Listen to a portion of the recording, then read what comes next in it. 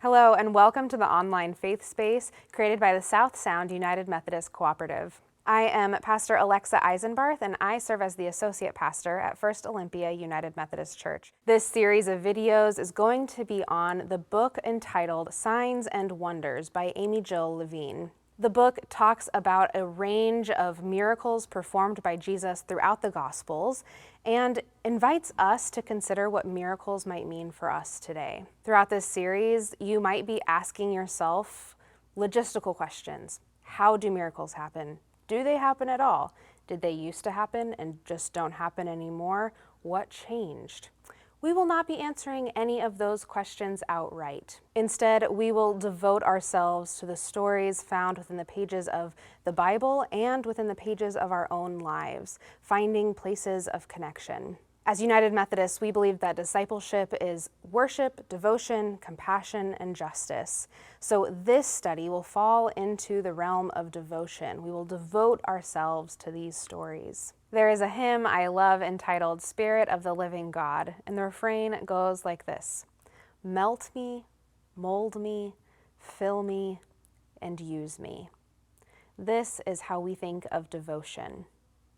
When we devote ourselves to the stories of Scripture and to spiritual practice, we are inviting the Spirit of the living God to form us, to melt us, to mold us, to fill us, and to use us. Throughout this video series, I will be a conversation starter and story inviter. I will not be rehashing the content of each chapter. We invite you to purchase the book and read those chapters on your own.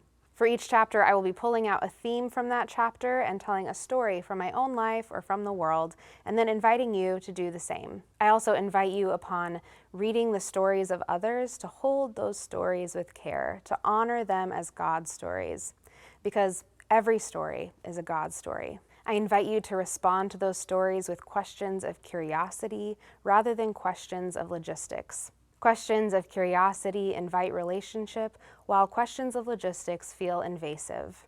It is important as we enter into these healing stories that we name the context that these stories were written in.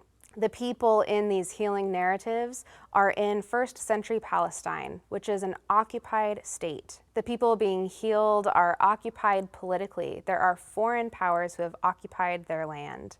And this is important to note in healing narratives in particular, because the people are understanding their illnesses in the same way. The people of the day who are needing healing understand themselves to be occupied by some supernatural force. In many of the healing narratives, Jesus removes or defends people from this supernatural spiritual force that ails them. Though we don't understand illness and suffering in this way today, Amy Jill Levine invites us to consider healing as health care. We may not go to a supernatural healer for our own healing and recovery, but we do seek out places of healing. So let's get started.